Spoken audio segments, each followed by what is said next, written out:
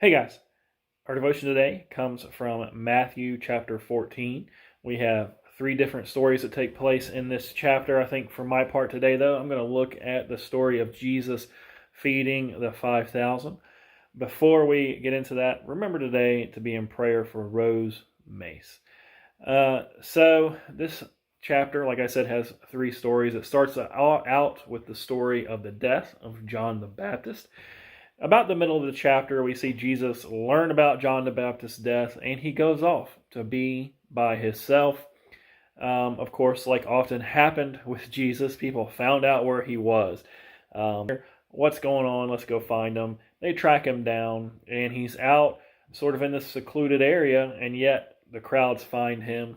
And as Jesus always does, he has compassion. He sees them. He begins to do miracles. What that leads us into this story of the feeding of the 5,000. The disciples look around and say, hey, let's send these people home or send them out where they can go back and buy some food. And I think what stood out to me about this chapter, and I want to keep this short today because I don't think it has to be complicated. I think there's a simple lesson here when Jesus says, you give them something to eat. You feed them. And of course, from a natural standpoint, and the disciples obviously see, we can't feed them. We don't have enough food to feed them. We only have whatever this fish and this bread here. And it's absolutely true. They don't have the means to feed this many people.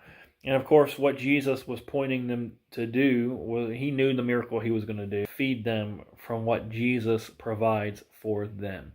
Notice that Jesus, he takes this fish and bread, he multiplies it to his disciples, and he says, distribute this. Jesus never expected the disciples to be able to come up with this food on their own. When he said to them, you feed these people, he understood they were going to need him to be able to do that. And that is absolutely true of us today. We can go out in the world, we can do a lot of good things. We can meet people's needs, but what they truly need is not us. They need what Christ has for them.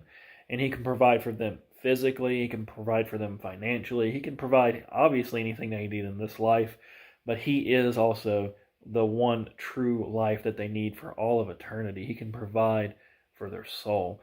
We can't go forth today trying to provide in our own strength, trying to give people just what we have. We want to give them what they need, and they need Christ. And he tells us today, you feed them, but feed them with what I give you. I'm your source. So I want to leave that to you as a simple thought today. Realize we need the Lord to do ministry today. Let's go out and feed people, but let's do it with what he provides. God bless you guys. If the Lord spoke something to you today, leave it for us on Facebook. Let's minister to one another. God bless.